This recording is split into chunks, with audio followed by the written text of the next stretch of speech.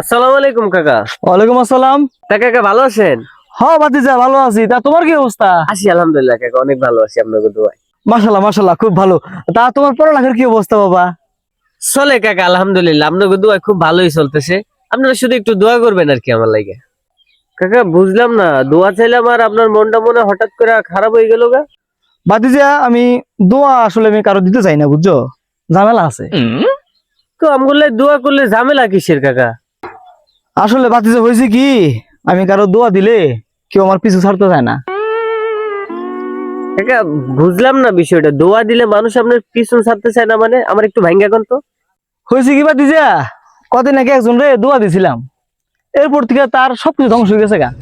এখন হে আমার পিছু ছাড়া না, এখন হে খালি কয় আমারে দোয়াটা উড্ডু করার লেগা। আমি কারো দোয়া টোয়া দিলে উড্ডু করি না। এখন কো ভাতিজা, ভাতিজা এমনি এবার ইন্টারের পরীক্ষা ফেল করছি, হ্যাঁ দোয়া করলে আমার আর পরনই লাগতো না, রিক্সা চালায় খাওয়া লাগবে। আল্লাহর বুইরা।